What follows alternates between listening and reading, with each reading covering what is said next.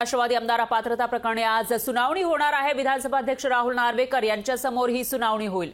तर विधिमंडळाच्या मध्यवर्ती सभागृहामध्ये ही सुनावणी होणार आहे। दुपारी 12 वाजता सुनावणीला सुरुवात होईल। शरद पवार गटाच्या साक्षीदारांची उलट साक्ष यावेळी नोंदवली जाणार आहे। त्यामुळे आजच्या सुनावणीमध्ये नेमकं काय होणार याकडे लक्ष असेल। तर राष्ट्रवादी आमदार अपात्रता प्रकरणाची ही सुनावणी असेल आणि याविषयी अधिक माहितीसाठी आपल्या प्रतिनिधी मीनाक्षी म्हात्रे आपल्यासोबत फोन लाईनवर जोडल्या गेल्या आहेत। मीनाक्षी, काय सांगाल? राष्ट्रवादी मधील जी काही फूट आहे, आमदार अपात्रता जे प्रकरण आहे त्यावर विधानसभा अध्यक्षांसमोर आज सुनावणी होणार आहे। तर आज नेमकं काय काय होऊ शकतं सुनावणीमध्ये?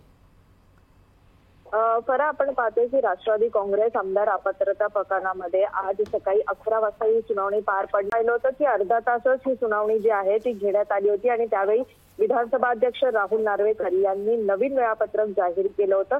आज आपण पाहिलं तर आज आणि उद्या म्हणजे 23 आणि 24 जानेवारीला उर्वरित जे 4 जणांची उलट तपासणी होणार आहे। या संदर्भात आज एकूणच आपण पाहिलं तर शरद पवार गटाच्या साक्षीदारांची उलट तपासणी जी आहे ती होणार आहे। सोबतच आपण पाहू शकतो की 25 तारखेला अन्य 2 साक्षीदारांची उलट साक्ष जी आहे ती नोंदवली जाणार आहे। सोबतच 29 जानेवारीला आपण पाहिलं तर दोन्ही गटाचे जे लेखी सबमिशन आहेत ते दिले जातील आणि त्यानंतर 30 तारखेला अंतिम युक्तिवाद होणार असल्याची माहिती मिळत आहे। सोबतच 31 जानेवारी पर्यंत ही सुनावणी जी आहे ती पूर्ण करायची आहे असं विधानसभा अध्यक्ष यांनी मागच्या सुनावणी दरम्यान म्हटलं होतं।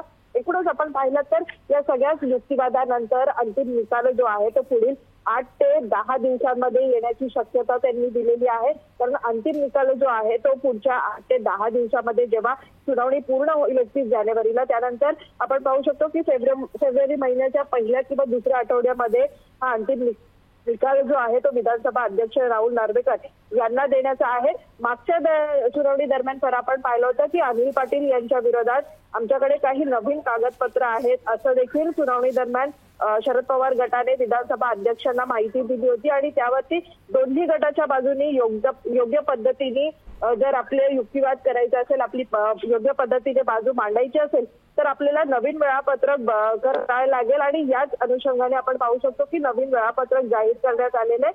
सोबतच जयंत पाटील यांनी देखील माध्यमांसमोर जेव्हा माहिती दिली तेव्हा अजित पवार यांच्या गटाने वेळ काढून मागितला होता आणि त्यावरती वकिलांनी विरोध देखील केला होता। पण मात्र विधानसभा अध्यक्षांनी त्यांचा निर्णय घेतला आणि 23 तारखेला मुख्य सुनावणी म्हणजे आज ही मुख्य सुनावणी ठेवलेली आहे। निश्चितच मीनाक्षी, आज ही मुख्य सुनावणी होणार आहे। त्यामुळे आजच्या सुनावणीमध्ये काय काय होणार, कशा पद्धतीने उलट साक्ष नोंदवली जाणार आणि 31 जानेवारी पर्यंत कशा पद्धतीने आता याची हिअरिंग चालते ते पाहावं लागेल। दरम्यान धन्यवाद तुम्ही दिलेल्या या सविस्तर माहितीसाठी। तुमच्याकडून याविषयीचे अपडेट्स आपण घेत राहूयात।